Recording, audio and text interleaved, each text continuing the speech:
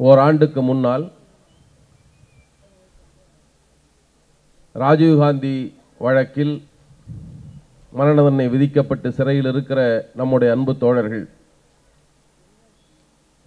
மூவருக்கும் மரண தண்டனைக்கான நாள் குறிக்கப்பட்டு விட்டது, அவர்களுடைய கருணை மனு மறுக்கப்பட்டு விட்டது என்ற பின்னால் தமிழ்நாட்டில் ஓர் பேரெழுச்சி வந்தது.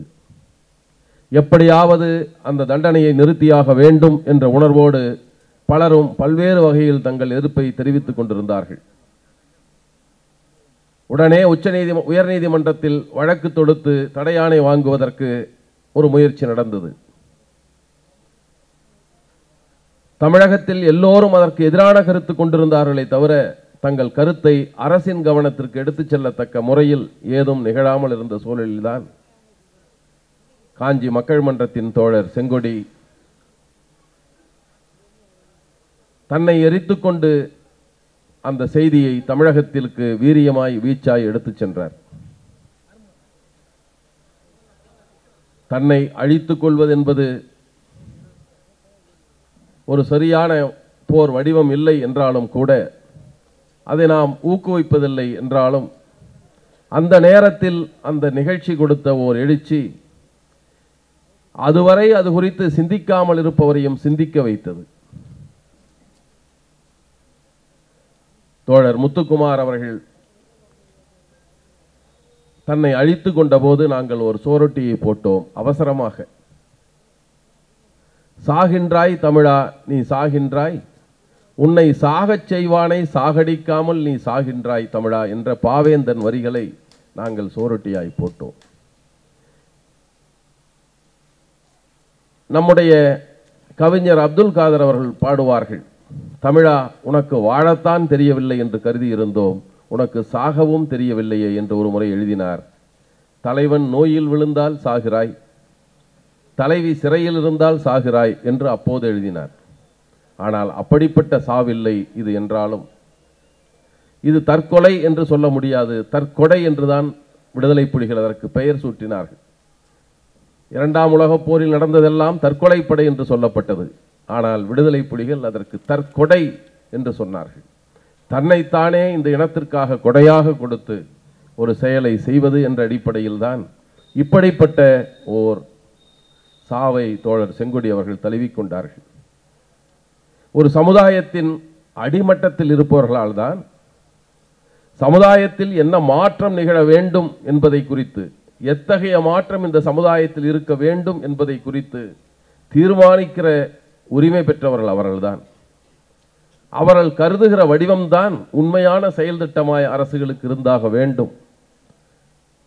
அதை விடவும் நிறைவேற்ற வேண்டும் என்று வருகிற போது ஆக பெருஞ்சாதியாய் இருப்பவன் மனு எழுதுவான், இடைச்சாதியாய் இருப்பவன் ஆர்ப்பாட்டம். ஆனால் அடிமட்டத்தில் இருப்பவர்களுக்குத்தான் தன்னை இழந்தாவது இதற்கான விடிவை காண வேண்டும் என்ற உந்துதல் வரும். அப்படித்தான் ஒரு பழங்குடி இனத்தில் பிறந்த அந்த பெண்ணுக்கு, சமுதாயத்தில் அடிமைகளாகவே வாழ்ந்து கொண்டிருக்கிற ஒரு இனத்திலிருந்து உதித்து வந்த அந்த பெண்ணுக்கு அந்த சிந்தனை வந்திருக்கிறது.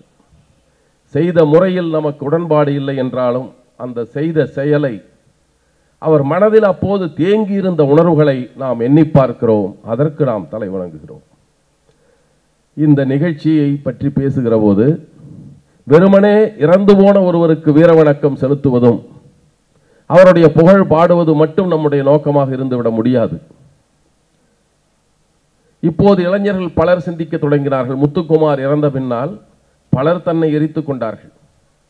முத்துக்குமாராவது ஒரு சமுதாயத்திற்கான ஒரு செய்தியை விட்டுவிட்டு சென்றார். ஒரு நீண்ட கடிதம் எழுதி ஒரு பெரிய அரசியல் விவாதத்தை நடத்தி சமுதாயத்தில் அரசியலில் இருக்கிற சூழல்கள் எல்லாம் சுட்டி காட்டி நமக்கு ஒரு எழுச்சியை கூட்டுகிற ஒரு கடிதத்தையாவது எழுதி சென்றார். அதற்கு அடுத்தடுத்தும் எரித்துக் கொண்டவர்கள் அதையும் செய்து கொள்ளவில்லை. அப்போது கூட நான் ஒரு பொதுக்கூட்டத்தில் சொன்னேன், ஒரு விளையாட்டு தொடங்குவதென்றால் குறிப்பாக தாயம் விளையாடுவார்கள். முதல்ல தாயம் என்று போட்டால்தான் விளையாட்டு தொடங்க முடியும், அது வரைக்கும் இல்லைன்னா சும்மா தான் இருக்கணும். முத்துக்குமார் தாயம் போட்டார் சரி, ஆனால் வெற்றி பெற வேண்டும் என்றால் 5 போட வேண்டும், 6 போட வேண்டும், 12 போட்டு இருக்க வேண்டும். அப்பதான் வெற்றியை நோக்கி போக முடியும். எல்லோரும் தாயமே போட்டுட்டு தான் எப்பதான் போய் காய் போய் சேருவது? எனவே அடுத்தவர் இவர் சாஸ்திரி பவனுக்கு வெளியே தீ வைத்திருந்தால் அடுத்தவர் உள்ளே போய் வைத்திருக்க வேண்டாமா? அது அடுக்கடுத்தவர் எதிரியாவது கட்டிப்பிடித்து கொண்டு வைத்திருக்க வேண்டாமா? ஒரு இனத்தின் எதிரியை என்று கூட நான் அப்போது வருத்தப்பட்டு பேசியது உண்டு. ஆனால் இந்த நிலையில் ஒரு உலகம் முழுக்க பேசப்படுகிற மரண தண்டனை ஒழிப்பு, உலகம் முழுதும் எல்லா நாடுகளும் ஏற்றுக்கொண்டு வருகிற மரண தண்டனை ஒழிப்பு, அதை நாமும் பேசுகிறோம் மனிதாபிமான அடிப்படையில், மனித உரிமை அடிப்படையில். அதோடு சேர்ந்து இன விடுதலைக்காக போராடிய இயக்கத்தின் பேருள்ள, அந்த நாட்டு விடுதலைக்கு போராடிய விடுதலை புலிகளின் பேருள்ள கோபத்தால் நடந்துவிட்ட கொலையில் யாரையாவது தண்டித்து தீர வேண்டும் என்பதற்காக மரண தண்டனை அனுபவித்துக் கொண்டிருக்கிற நம் தோழர்களுக்கு அந்த தண்டனையை குறைக்க வேண்டும். குறைப்பதென்றால் ஆயுள் தண்டனையாகத்தான் குறைப்பார்கள். இவர்களோ ஆயுள் தண்டனைக்கு மேலாக சிறையில் இருந்து விட்டார்கள். எனவே விடுதலை செய்ய வேண்டும் என்ற கோரிக்கையை முன்வைத்து நடந்த இந்த போராட்டத்தை, அதன் தேவையை மீண்டும் நாம் எண்ணி பார்க்க வேண்டியவர்களாக இருக்கிறோம். சென்ற ஆகஸ்ட் 12ஆம் நாள் தான் இந்த மூவர்கள் தங்களுடைய தண்டனையை குறைக்க வேண்டும் என்று அனுப்பியிருந்த மனுவை குடியரசுத் தலைவர் நிராகரித்த நாள் அன்றுதான். அன்று அந்த செய்தி தொலைக்காட்சியில் சொல்லப்பட்டது. அதே நாளில் இன்னொரு செய்தியும் வந்தது. இந்திய நாட்டின் வெளியுறவுத்துறை அமைச்சராக இருக்கிற கிருஷ்ணா நாடாளுமன்றத்தில் பேசினார். அங்கும் குண்டு வைத்து 14 பேரை கொன்று பாகிஸ்தானில் மரண தண்டனை எதிர்நோக்கி இருக்கிற சரப்ஜித் சிங்கை விடுதலை செய்ய வேண்டும் என்று பேசினார். அதே நாளில்தான் மூவருக்கான மரண தண்டனைக்கு பச்சை கொடி காட்டியவர்கள் அங்கு இது போன்ற குற்றத்திற்காக தண்டிக்கப்பட்டிருப்பவரை விடுதலை செய்ய வேண்டும் என்றும் பேசுகிறார்கள். ஒரே நிலைப்பாட்டை எடுத்திருக்க வேண்டும். இப்படிப்பட்ட கொலையை எங்களால் பொறுத்து கொள்ள முடியாது, இப்படி செய்தவனை தண்டித்துத்தான் ஆக வேண்டும் என்றால் அங்கு கேட்டிருக்க கூடாது. சரப்ஜித் சிங் செய்ததை மன்னித்து விடுவிக்க வேண்டும் என்று சொல்லியிருந்தால் எல்லோரையும் விடுவிக்க வேண்டும். இந்தியாவில் இருக்கிற அத்தனை பேரும் மரண தண்டனை விதிக்கப்பட்டவர்களை விடுவித்திருக்க வேண்டும். ஆனால் அது நடக்கவில்லை. இதை நாம் எப்படி பார்க்க வேண்டும், அடுத்து நாம் என்ன செய்ய வேண்டும் என்பதை பற்றியும் ஆலோசிக்கிற வேலையாக நாம் இதை எடுத்துக்கொள்ள வேண்டும். இப்போது இந்த மூவருக்கு இருக்கிற மரண தண்டனை, அதை நிறுத்த வேண்டும், அதை குறைக்க வேண்டும், விடுவிக்க வேண்டும் என்று சொல்வது அவர்களுக்கான விடுதலை மட்டுமல்ல, தமிழனுக்கான உணர்வு எழுச்சியின் ஒன்றாகவும் நாம் பார்க்க வேண்டும். இவர்களை மரண தண்டனை விதித்து வைத்திருக்கிறார்கள். 3 பேர் இருக்கிறார்கள். முதல்ல அவர்களுடைய மரண தண்டனை பற்றி நாம் பேசுவோம். இந்த 3 பேருக்கும் மரண தண்டனையை இப்போது 3 பேர் மட்டும் இருக்கிறார்கள். தொடக்கத்தில் இந்த வழக்கில் 98ஆம் ஆண்டு தீர்ப்பு வழங்கிய போது 26 பேருக்கும் கொடுத்தார்கள். 26 பேருக்கும் மரண தண்டனை கொடுத்த போது அதை அறிவிப்பதற்கு அது இன் கேமராவாக நடந்தது. மூடிய அறைக்குள் நடந்த விசாரணை, மூடிய அறைக்குள் கொடுக்கப்பட்ட தீர்ப்பு. அதை வெளியே சொன்னவர் சிறப்பு புலனாய்வு குழுவின் தலைவராக இருந்த கார்த்திகேயன். அதை தீர்ப்பை பற்றி சொல்லும்போது அவர் சொன்னார், நீதி வென்றுவிட்டது என்று சொன்னார்.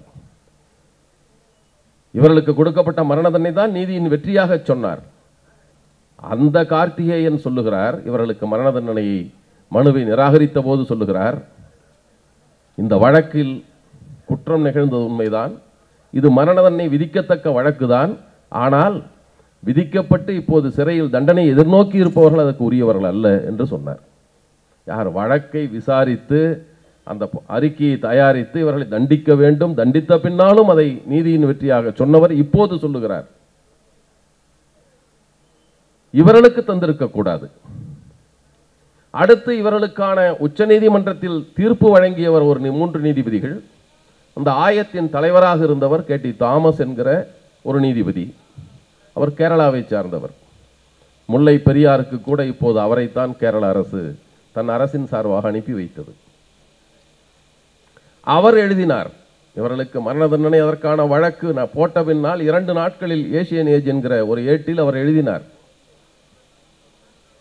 தொடங்குகிற போதே அந்த அதில் சொன்னார், இந்த வழக்கை விசாரித்த ஆயத்தின் தலைவராக இருந்த கெட்ட வாய்ப்பு எனக்கும் நேர்ந்திருந்தது என்று எழுதினார். ஆரம்பிக்கிற போது அப்படித்தான் கட்டுரையின் தொடக்கத்தில் தொடங்கினார். அதில் பலவற்றை சொல்லுகிறார். மரண தண்டனையை பற்றி பேசுகிற போது அவர் சொன்னார், வழக்கமாக மரண தண்டனை என்பது யாருக்கெல்லாம் கொடுக்கப்படுகிறது என்று சொல்லுகிற போது அரிதினும் அரிதான வழக்கை பற்றி பேசினார்கள். அரிதினும் அரிதான வழக்குக்குத்தான் கொடுக்கப்படுகிறது.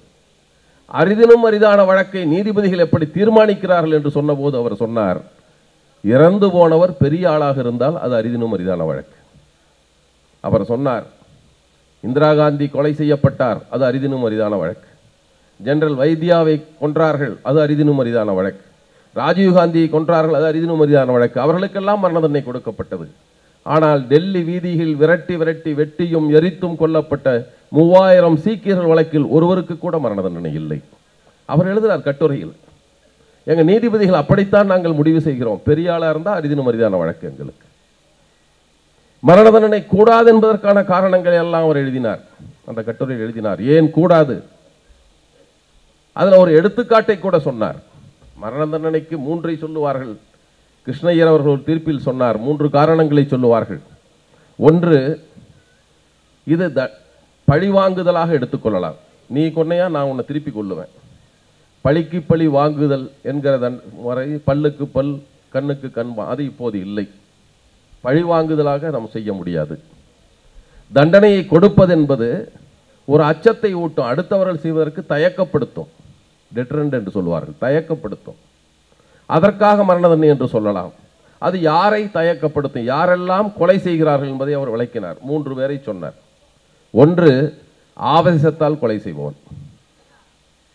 சிறையில் இருக்கிற பல பேரை கேட்டால், கொலை வழக்கில் தண்டனை இருப்பவர்கள் கேட்டால் அவர்கள் சொல்லுவார்கள், ஒரு நிமிஷங்க, நான் இல்லைன்னா இது நடந்திருக்காது, ஒரு நிமிஷம் அவசரப்பட்டேன், ஆத்திரப்பட்டு விடு, இதைத்தான் சொல்லுவார்கள். கிருஷ்ணய்யர் சொன்னார், அவர்கள் எப்போதும் அந்த ஆவேசப்படுபவர்கள், ஆத்திரப்படுபவர்கள், உடனே கொலை செய்பவர்கள் செய்துதான் தீர்வார்கள். அதை ஒன்றும் தடுக்க முடியாது. 302 இருக்குது மரண தண்டனை என்றால் அவன் அப்போதான் யோசிப்பதற்கு நேரம் இல்லை அவனுக்கு. அடுத்து யார்? திட்டமிட்டு கொலை செய்பவன். தான் எப்படியும் தண்டிக்கப்பட மாட்டோம், நாம் ஏற்கனவே போலீஸுக்கு காசு கொடுத்துட்டோம், அல்லது அடுத்து நாம் மறைவாக செய்கிறோம், யாரும் கண்டுபிடிக்க முடியாது, ஆள் வைத்து செய்கிறோம், நாம் பிடிபட மாட்டோம் என்றெல்லாம் கருதி கொலை செய்பவன். அவன் எப்போதும் செய்து கொண்டுதான் இருப்பான். நம்மால் தப்பித்து விட முடியும் என்ற நம்பிக்கையோடு எப்பவும் செய்து கொண்டிருப்பான். அடுத்து கொள்கைக்காக கொலை செய்பவர்கள். கொள்கைக்காக கொலை செய்பவர்கள் செய்ய வேண்டியது இவனை அழிக்க வேண்டும் என்று முடிவு செய்து விட்டால் தயக்கமில்லாமல் போய் செய்வார்கள். அதற்கு தண்டனை உண்டு என்று தெரிந்துதான் செய்வார்கள். அவரையும் நிறுத்த முடியாது. மரண தண்டனை யார் வழியாக எப்படி குற்றத்தை குறைக்கப் போகிறது என்று அவர் கேட்டார். எதுக்கும் பயன்படாதே, மிரட்டுவதற்கு பயன்படுமா, அடுத்தவன் கொலை செய்வதற்கு தயக்கப்படுத்துமா என்றால் தயக்கப்படுத்தாது. நடந்து கொண்டுதான் இருக்கிறது. பல பேருக்கு மரண தண்டனை வழங்கப்பட்டும் கூட நம்ம இந்திய நாட்டில் காந்தியை கொன்றவர்களுக்கு மரண தண்டனை கொடுத்தார்கள், 2 பேருக்கு தான் கொடுத்தார்கள். அதனால் அடுத்து இந்திரா காந்தி கொல்லப்பட்டாரா? இல்லை, ஒரிஜினல் காந்தி கொல்லப்பட்டார். அதற்கு பின்னால் மரண தண்டனைக்கு அப்புறம் தான் இந்திரா காந்தி கொல்லப்பட்டார். இந்திரா காந்திக்கு மரண தண்டனை கொடுத்ததுக்கு அப்புறம் தான் ராஜீவ் காந்தி கொல்லப்பட்டார். இதுக்கு மரண தண்டனை கொடுத்தா அடுத்து எந்த காந்தியோ தெரியாது. ஏன் நடக்காமல் எப்படி போய்விடும் என்று நாம் சொல்ல முடியும்? அது நடந்து கொண்டுதான் இருக்கும். அப்ப அவர் ஒரு எடுத்துக்காட்டு, நீதிபதி தாமஸ் அவர்கள் தன்னுடைய கட்டுரையில் ஒரு எடுத்துக்காட்டை சொன்னார். ஆர்தர் கோஸ்லே என்கிற ஒரு பழைய தத்துவ அறிஞர், அவர் மரண தண்டனைக்கு எதிரானவர், 19ஆம் நூற்றாண்டில் வாழ்ந்தவர். அவர் எழுதிய ஒரு செய்தியை சொன்னார். இங்கிலாந்து நாட்டில் ஒரு காலத்தில் சாதாரண குற்றங்களுக்கு கூட மரண தண்டனை விதிக்கப்பட்டு கொண்டிருந்தது காலம் ஒன்று இருந்தது. பிக் பாக்கெட் அடிச்சா கூட, ஜேப்படி செய்வனுக்கு கூட மரண தண்டனை. அப்படி ஒரு நடு வீதியில் ஒரு நாள் ஒருவனுக்கு மரண தண்டனை விதிக்கப்பட்டது, நிறைவேற்றப்பட்டது. அவன் ஜேப்படி செய்தவன், அவனுக்கு மரண தண்டனை. அது வெட்ட வெளியில் எல்லோரும் பார்க்க முச்சந்தியில் வைத்து நிறைவேற்றப்படுகிறது. பார்த்து முடித்த பின்னால் 63 பேர் காவல்துறையிடம் போனார்களாம், தங்கள் பாக்கெட்டு பிக் பாக்கெட் அடிச்சிட்டாங்க.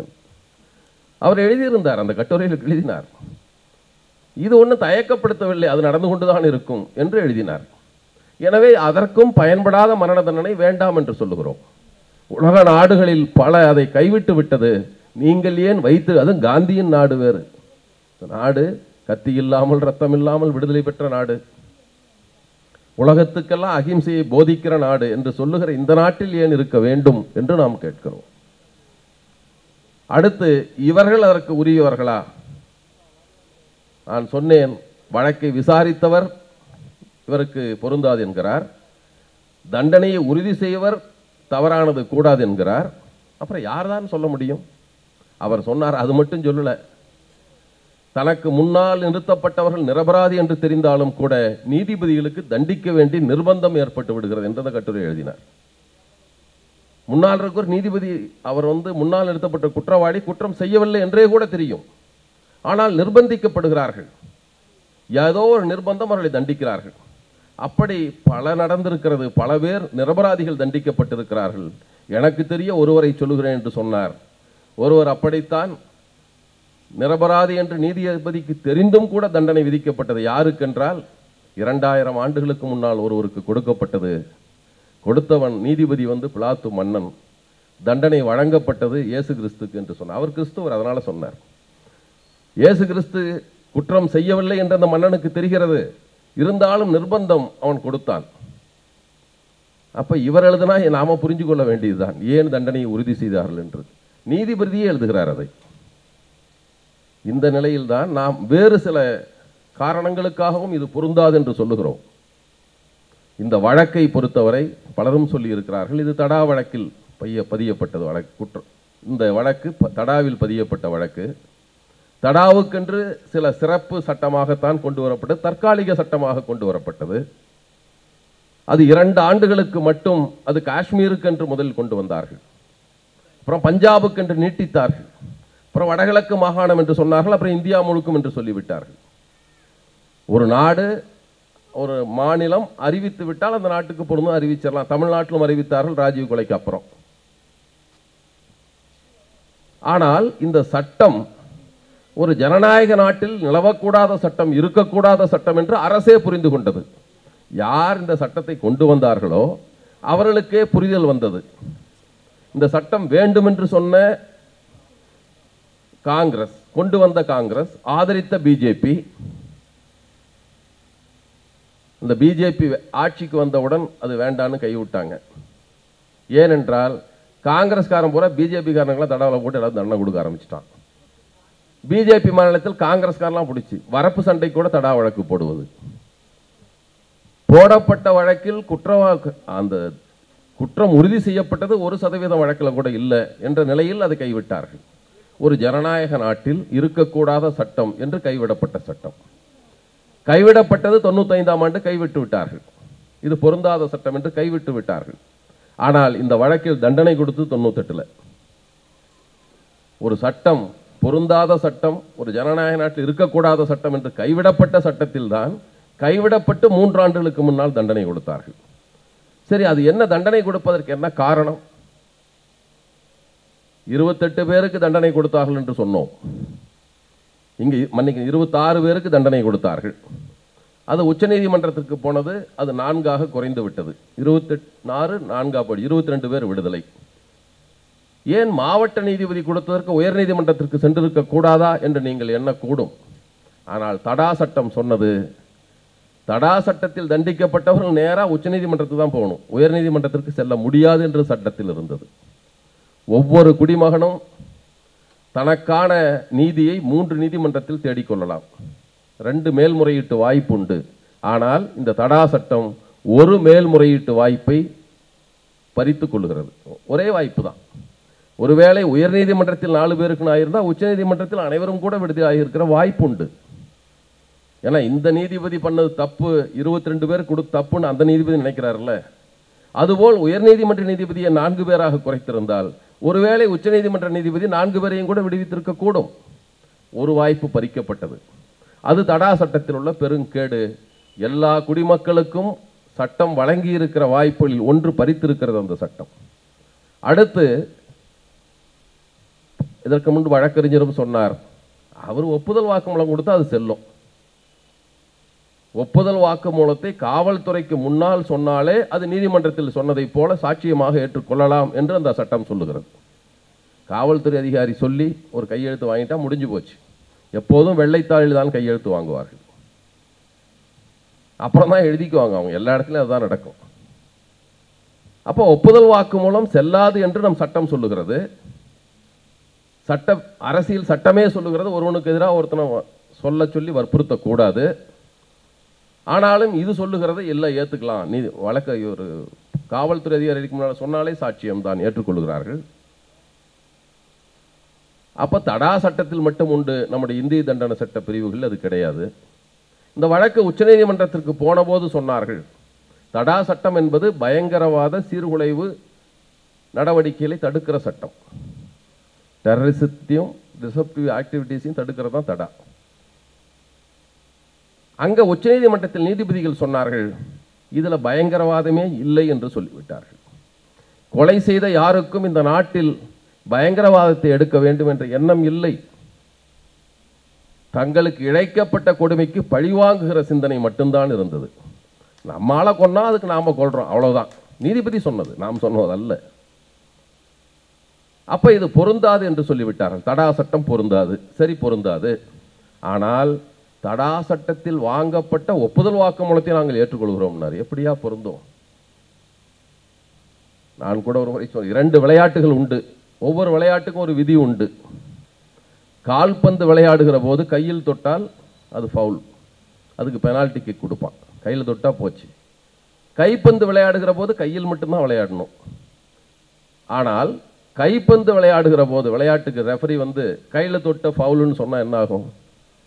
அதுதான் இந்திய தண்டனை சட்டம் தான் பொருந்தும் என்று சொல்லிவிட்டு, இது வாலிபால் டோர்னமெண்ட்னு சொல்லிட்டு ஃபுட்பால் விதிகளை சொன்னதை போலத்தான் அந்த நீதிபதிகள் இது தடா சட்டம் பொருந்தாது என்று சொல்லிவிட்டு தடா சட்டத்தில் பெறப்பட்ட ஒப்புதல் வாக்குமூலம் பொருந்தும் என்று சொன்னார்கள்.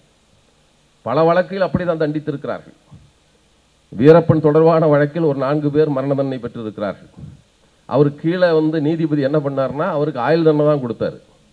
தீர்ப்பிலே எழுதினார், இது அரிதினும் அரிதான வழக்குன்னு எனக்கு தெரியுது, ஆனால் இவங்கெல்லாம் குற்றவாளிங்க, இவங்க பாவம் சிக்கிக்கிட்டாங்க, குற்றவாளி எல்லாம் உன்னை காட்டில் தான் இருக்கான், எனவே இவங்களுக்கு ஆயுள் தண்டனை கொடுக்குறேன்னு கொடுத்தார். உச்சநீதிமன்றத்தில் இருக்கிற பெரிய நீதிபதிகள் அதில் அவங்கள உயர்த்தினார்கள். 4 பேருக்கும் மரண தண்டனையாக உயர்த்தினார்கள். கீழே இருக்கிற நீதிபதி எழுதினாரு, நான் பார்க்குறேன் இதில் இத்தனை பேரும் கொடுத்துருப்பாங்களா, ஒப்புதல் வாக்குமூலம் இவ்வளவு பேரும் கொடுத்துருவாங்க யோசிக்கிறேன். ஒரு 2 பேரை தவிர அத்தனை பேரும் ஒப்புதல் வாக்குமூலம் கொடுத்துருக்கிறார்கள். எல்லோரும் நீதிமன்றத்தில் 60 நாள், மற்ற வழக்கில் 15 நாளைக்கு மேலே கஸ்டடியில் வச்சிருக்க முடியாது. ஆனால் தடா வழக்கில் 60 நாள் போலீஸ் கஸ்டடியிலே வச்சிருக்கலாம். 60 நாள் கழித்து நீதிமன்றத்துக்கு கொண்டு வந்தால் போதும். 60 நாள் நீ முத நாள் கையை ஒடிச்சிட்டா கூட 60 நாளில் கூடிரும், முழு கையோட கொண்டு வந்து நீதிமன்றத்தில் விட்டுற முடியும். அப்படிப்படிதான் பெறுகிறார்கள், இந்த விசாரணை நடத்துகிறார்கள், கையெழுத்து வாங்குகிறார்கள். ஆனால் நாங்கள் பார்க்கிறோம், எல்லோரிடமும் 59ஆம் நாள் தான் கையெழுத்து போட்டிருக்கான். எல்லாம் நீதிமன்றத்தில் நிறுத்துவதற்கு முதல் நாள் தான் எல்லோரும் தங்கள் குற்றத்தை ஒத்துக்கொண்டதாக இருக்கிறது. என்னால் நம்ப முடியவில்லைன்னு அந்த வீரப்பன் வழக்கில் நீதிபதி எழுதினார். அப்படித்தான் இந்த வழக்கிலும் எல்லோரும் கடைசி நாளில் தான் கையெழுத்து போட்டிருக்கிறார்கள். எனவே அதில் நமக்கு இப்படிப்பட்ட பொய்யான வழக்குகள் என்று சொல்லுகிறோம். இப்படிப்பட்ட வழக்கில் தான் தண்டிக்கப்பட்டிருக்கிறார்கள். ஒரு பெரிய மரபு இந்திய நீதி மரபில் நேரடியாய் கொலை செய்யாதவனுக்கு மரண தண்டனை கிடையாது என்ற ஒரு நீதி மரபு உண்டு இந்திய நாட்டில். ஆனால் முதல் முறையாக மீறப்பட்டது இந்திரா காந்தி வழக்கில் தான். சுட்ட 2 பேரில் ஒருவரை அங்கே சுட்டு விட்டார்கள், ஒருவரை மட்டும்தான் பிடித்தார்கள். அவருக்கு மட்டும்தானே கொடுக்கணும் தூக்கு, அவருக்கு ஆலோசனை சொன்னதா சொல்லி ஒருத்தனை கொடுத்தாங்க. சுட்டவன் நேரடியாய் சுட்டவன் 2 பேர், ஒருத்தனை அங்கேயே சுட்டாச்சு, ஒருத்தன் உயிரோடு பிடிச்சி அவனுக்கு மரணம் தான் கொடுத்துருக்கலாம். அவன் ஆலோசனை சொன்னான், எங்கள் வீட்டில் சந்தித்து பேசிகிட்டு இருப்பாங்க என்றெல்லாம் சொல்லி மரண தண்டனை வழங்கப்பட்டது. முதல் முறையாக நீதிமன்ற வரலாற்றில், இந்திய நீதிமன்ற வரலாற்றில் நேரடியாய் குற்றத்தில் சம்பந்தப்படாதவனுக்கு மரண தண்டனை கொடுத்தது அப்போதான். அடுத்தது இந்த வழக்கில் தான். இவர்களுக்கு நேரடியாய் எந்த தொடர்பும் இல்லை, செஞ்சவங்கெல்லாம் செத்து போயிட்டாங்க, நேரடியாய் களத்தில் இருந்தவர்கள் இறந்து விட்டார்கள். இவங்கெல்லாம் என்ன பண்ணாங்க, நம்ம பேரறிவாளன் என்ன பண்ணான் பாவம், ஒரு பேட்டரி செல்லு வாங்கி கொடுத்துருக்கான். அந்த கடைக்காரன் ரொம்ப நாணயமான கடைக்காரன், பெட்டி கடைக்காரன், பேட்டரி செல்லுக்கே பில்லு கொடுத்துருக்குறான். இவன் பேரை போட்டு முழு அட்ரஸ் எழுதி பில்லு கொடுக்குறான். பேட்டரி செல் 2 வாங்கினதுக்கு பில்லை கொடுக்குறான். அந்த பில்லை பேரறிவாளனும் போலீஸ் பிடிக்க வரைக்கும் பாக்கெட்லேயே வச்சுட்டு இருக்கிறான். பிடிச்சப்போ அந்த பில்லை வச்சு தான் இவன் மேலே வழக்கு தொடுக்கிறார்கள். ஏதாவது நம்புற மாதிரி இருக்கா நீங்கள் நினச்சி பாருங்க. மே மாதத்தில் வாங்கினதை இவன் ஜூன் மாதம் 11ஆம் தேதி பிடிக்க வரைக்கும் பாக்கெட்லேயே வச்சுட்டு இருந்துட்டு போனான். அதுவும் எந்த பொட்டி கடைக்காரனா பில் தர்றானா, அப்படி கொடுக்கப்பட்ட வழக்கு தான் தண்டனை தான் பேரறிவாளனுக்கு. எண்ணி பாருங்கள், ஏதாவது நம்பத்தக ஒன்று இருக்கிறதா? அது மட்டுமல்ல தோழர்களே, இப்படி மரண தண்டனை பலவற்றில் அபு சலீம் என்று கேள்விப்பட்டிருப்பீர்கள். பம்பாய் வெடிகுண்டில் அவன் தான் மூளையாக இருந்தவன். அவனை பிடிச்சாங்க, போர்ச்சுகல் நாட்டில் பிடிச்சாங்க, தப்பிச்சு ஓடிட்டான். பிடித்தார்கள். பிடித்த பின்னால் அவன் சொன்னான், போர்ச்சுகல்காரன், உன் நாட்டுக்கு கொண்டு போறல்ல, நான் உனக்கு கொடுக்க முடியாது இந்தியாவுக்கு, ஏன்னா உன் நாட்டில் மரண தண்டனை இருக்கு, நாங்கள் மரண தண்டனை இல்லாத நாடு, அவர்களுக்கு மரண தண்டனை கொடுக்க மாட்டோம், 20 ஆண்டுகளுக்கு மேல் சிறை தண்டனை கொடுக்க மாட்டோம்னு எழுதி கொடுத்தீங்கன்னா நான் கொடுக்குறேன்னா. அப்படிதான் கூட்டு வந்திருக்கிறாங்க. அவருக்கு இல்லை, அவருக்கு தண்டனை கிடையாது. அது மட்டுமல்ல தோழர்களே, இப்போ உச்சநீதிமன்றத்தில் எல்லோராலும் பேசப்படுகிற புல்லார் வழக்குன்னு ஒன்று பேசுகிறாங்க. தேவேந்திரநாத் புல்லார் என்கிற ஒரு பொறியியல் துறை விரிவுரையாளர் ஒரு சைனிங்கிற எஸ்பி குண்டு வைக்கிறாங்க ஒரு வண்டிக்கு, யாரோ வைக்கிறார்கள். அதில் கூட வந்த மெய்க்காவலர் செத்து போயிடறாங்க, எஸ்பி தப்பிச்சுக்கிறான். எஸ்பி புல்லாருடைய முதல்ல புல்லாருக்கு இருக்கலாம், தொடர்பு இருக்கலாம் என்று சொல்லி புல்லாருடைய அப்பாவை காவல் நிலையத்துக்கு அழைத்து செல்கிறார்கள், புல்லாருடைய மாமாவை அழைத்து செல்கிறார்கள். 2 பேரும் அரசு ஊழியர்கள். 2 பேரும் அடித்து கொல்லப்படுகிறார்கள், செத்து போயிடுறாங்க. போலீஸ் உங்கள் பையன் எங்கன்னு கேட்கறதுக்கு கூட்டி போன 2 பேரையும் அடித்து கொன்றான். அடுத்து புல்லாருடைய கூட வேலை செஞ்ச ஒரு நண்பர், அப்போது பணியில் இருந்த ஒரு ஐஏஎஸ் அதிகாரியின் மகன், அவனை கூட்டிட்டு போறாங்க, அவனே அடிச்சு கொண்டு விடுறாங்க. அப்புறம் புல்லார் நீதிமன்றம் வருவாரா போலீஸுக்கிட்ட? எங்கே என்று கேட்டு அழைத்து செல்லப்பட்டவரை அடித்து கொண்டு விட்டார்களே, நாம் வந்தால் என்னாகும் நினைச்சு அவர் பயந்து இருந்துட்டார். 2 ஆண்டுகள் கழித்து இன்னொரு குண்டு வெடிப்பு நடக்குது. நம்ம போலீஸ் தெரியும், அவன்லாம் சிக்கலையோ அவன் மேலே தான் போகிற வழக்கையும் போட்டுருவாங்க. போட அதையும் புல்லார் மேலே போட்டான். யாருக்குன்னா இந்த இப்போ இருக்கிற ஒரு கால் இல்லாமல் இருப்பான ஒரு காங்கிரஸ் இளைஞரணி தலைவர், அவருக்கு குண்டு வச்ச வழக்கு. அதுலேயும் இவங்க தான் வழக்கு. இதனடா வம்பு, நம்மளை விடமாட்டான் போடுறோம். 2 பேரும் தப்பிச்சு போயிட்டாங்க, வெளிநாட்டுக்கு போகலான்னு ஓடுறாங்க 2 பேரும். ஓடிய போது இவருடைய நண்பர் ஒருத்தர் தயாசிங் லஹோரியா என்பவர், அவர் போயிட்டு நேராக அமெரிக்காவுக்கு போயிட்டார். இவர் கனடாவுக்கு போகிறார். ஃப்ராங்க்ஃபர்ட்டில் அவருடைய ஆவணங்கள் தவறாக இருந்தது என்று திருப்பி அனுப்புகிறாங்க இந்தியாவுக்கு. போடா நீ டாக்குமெண்ட் சரியில்லை, பாஸ்போர்ட் தப்பாக இருக்குதுன்னு திருப்பி அனுப்பி விடுறான். இவர் இறங்கினோடனே இவர் தான் புல்லார்னு தெரியுது, ஆனால் பெயரில் போனார். அப்போது இவர் கொண்டு வந்து வழக்கில் பிடிச்சி கைது பண்ணிட்டாங்க. இவரோட வழியாக அவரையும் பிடித்து விட்டார்கள், தயாசிங் லஹோரியாவையும் பிடித்து விட்டார்கள். 2 பேரையும் கொண்டு வந்து நீதிமன்றத்துக்கு கொண்டு வந்தார்கள். அமெரிக்காவில் மரண தண்டனை ஒழித்த மாகாணத்தில் அவரை கைது செய்தார்கள். அவன் சொல்லிட்டான், மரண தண்டனை கொடுத்தா கொடுக்க மாட்டேன், இல்லைன்னா கூட்டிட்டு போனான். சிறப்பு சட்டங்கள் எதுவும் பயன்படுத்தக்கூடாது, வழக்கமான சட்டங்கள் தான் பயன்படுத்த வேண்டும். ஐபிசியில் விசாரிக்கிறாங்க. 2 பேர் மேல வழக்கு. ஒருவர் விடுவிக்கப்பட்டு விட்டார், அவர் அக்யூட்ல வீட்டுக்கு போயிட்டார். இவருக்கு மரண தண்டனை. ஒரே குற்றம் குற்றம் சாட்டப்பட்டவர் யுஎஸ்ல அமெரிக்காவில் கை பிடிக்கப்பட்டதால் அவர் விடுதலை ஆகிட்டார். இவர் இந்தியாவில்றதுனால தப்பு, நம்ம பசங்க இங்கிருந்து தப்பா போச்சு. இவங்க ஏதாவது போயிருந்தாங்க ஆஸ்திரேலியாவுக்கு முயற்சிக்கிற நம்ம ஈழத்தமிழர்களை போல இவர்களே ஏதாவது வெளிநாட்டுக்கு போயிருந்தா இந்த சிக்கலும் கிடையாது. நீ இந்தியாவில் இருந்தல்ல, நீ சாவுங்கிறது தான் இதெல்லாம். நாம் இந்தியாவில் இருக்கக்கூடாது என்று சொல்பவர்கள் தான் நாம் தனியாக இருந்துக்கலான்னு சொல்கிறோம். அவன் இந்தியாவிலே நீ இருந்தீங்கன்னா உனக்கு தண்டனை தாண்டான்னு சொல்கிற மாதிரி தான் தண்டனை கொடுத்துருக்கிறான். ஒரே குற்றத்திற்கு ஒருவருக்கு இல்லைன்னா என்ன சட்டம் இது? இப்படிப்பட்ட சட்டத்தில் தான் தண்டிக்கப்பட்டு இந்த 3 பேரும் இன்னும் மரணதண்டனை எதிர்நோக்கி இருக்கிறார்கள். இதற்கான வழக்கு நீண்ட காலம் ஆயிடுச்சியா போட்டு, இதற்கு முந்தி வழக்கு நடந்திருக்கிறது. 2 ஆண்டு காலம் மரண தண்டனை விதிக்கப்பட்டு சிறையில் இருந்தாலே அவன் மனம் வேதனை அதை விட மோசங்கிறாங்க. ஒன்றுமில்லை தோழர்களே, நீங்கள் யாராவது உங்கள் அம்மாவை அப்பாவை மனைவியை மருத்துவமனைக்கு அழைத்து செல்லுங்கள். மருத்துவர் சொல்லட்டும், அநேகமாக இவங்களுக்கு கேன்சருங்கன்னு சொல்லிட்டோம், எதுக்கும் பயாப்சி அனுப்பிச்சு ரிப்போர்ட் வரட்டும் அப்புறம் சொல்கிறேன்னு சொல்லட்டும்.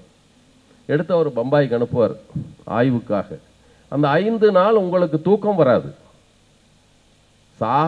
கேன்சர் தான், சாக போகிறான்னு சொல்ல மாட்டான். கேன்சராக இருக்கலான்னு சொன்னாலே அதற்கான ஆய்வறிக்கை கிடைக்கிற வரைக்கும் நமக்கு தூக்கம் வரும். இல்லைன்னு சொன்னால் தான் தூங்க ஆரம்பிப்போம். ஒருவேளை மரணத்தை விளைவிக்கிற வியாதியோ என்று அஞ்சுகிற வேலையிலே நமக்கு தூக்கம் வரலையே, மரண தண்டனையே கொடுத்தா எப்படி இருக்கும்னா என்றைக்கு தூக்கில் போடுவான் என்று தெரியாமல் எவ்வளவு மனவேதனையில் இருப்பான். எனவே 2 ஆண்டு காலம் அவன் மரண தண்டனையின் எதிர்பார்த்து இருந்தாலே அதே போதும் அவனுக்கு தண்டனை, விடுதலை செய் என்று உச்சநீதிமன்றம் பலரை விடுவித்திருக்கிறது. 2 வருஷம் 2 வருஷம் 8 மாதம் 9 ஆண்டுகள் இப்படி பல பேரை விடுவித்திருக்கிறார்கள். நம்மவர்கள் இருப்பது 21 ஆண்டுகள். அப்படி பார்த்தாலும் இது பொருத்தமானது. எனவே எப்படி இருந்தாலும் மரண தண்டனைக்கு பொருத்தமற்றவர்கள், அது சட்டப்படி ஆனாலும் நியாயப்படி ஆனாலும் உலக நீதிப்படி ஆனாலும் மரண தண்டனையை பொருத்தமில்லாதவர்கள் இன்றும் எதிர்நோக்கி இருக்கிறார்கள். அவர்களை நாம் மீட்க வேண்டிய நோக்கம் அவர்களுக்கு தண்டிக்கப்பட்டது அவர்கள் செய்த குற்றத்திற்காக அல்ல. எதனோடு தொடர்புள்ள குற்றம்? தமிழர்களுடைய விடுதலைக்கு போராடி இயக்கத்தோடு தொடர்புள்ளவர்கள் என்று கருதிதான் தண்டிக்கப்படுகிறார்கள். தமிழன் விடுதலைக்கு போராடுவதை கூட தடுக்க வேண்டும், அச்சப்படுத்த வேண்டும் என்ற நோக்கமும் அடங்கி இருக்கிறது என்பதை நாம் எண்ணி பார்க்க வேண்டும். இந்த செங்கொடி அவருடைய நினைவு நாளில், ஏன்னா இந்த செங்கொடி என்பவர்கள் வழக்கமாக போராடுகிற போது பெண்களை நாம் எப்படி பழக்கப்படுத்தி இருக்கிறோம்? ஒரு போக பொருளாகத்தான் பெண்கள் பழக்கப்படுத்தப்பட்டிருக்கிறார்கள். நம்மிடம் அப்படித்தான் அறிமுகமாகி இருக்கிறார், நம் மனதில் அப்படித்தான் ஏறி போயிருக்கிறது. ஆனால் போகத்திற்கு மட்டுமே பயன்படும் தன் உடலை ஒரு போராட்ட கருவியாக மாற்றி ஒரு பெரிய முன்னெடுத்துக்காட்டாக விளங்கி அந்த தோழர் செங்கொடிக்கு நினைவேந்தல் நடத்துகிற இந்த நாளில், அவருடைய அந்த ஈகத்தை எண்ணி பார்க்கிற இந்த நாளில், உண்மையாக அவருக்காக அந்த கடிதத்தில் எழுதினார். அவர் கடிதம் எழுதி வச்சுட்டு தான் போனார் செங்கொடி அவர்கள். அவர்கள் சொன்னது என்ன செய்தியை முன்வைத்தார் என்றால், இந்த மரண தண்டனை கூடாது என்பதுதான். அப்போ அவருடைய இறுதி நோக்கத்தை நிறைவேற்றுவதுதான் அவருக்கு உண்மையான நாம் மரியாதை செலுத்துவதாக இருக்க முடியும், உண்மையான நினைவேந்தலாக இருக்க முடியும். எனவே இந்த நாளில் மரண தண்டனை இல்லாத இந்தியாவாக ஆக்குவதற்கு, அதை ஆக்கும் வரை, அப்படி ஆகும் வரை குறைந்தது இந்த 3 தமிழருக்காவது மரண தண்டனை கூடாது என்பதை நிறுவுவதற்கு நம்மாலான அனைத்து முயற்சியும் மேற்கொள்வோம் என்று கூறி விடைபெறுகிறேன். நன்றி, வணக்கம்.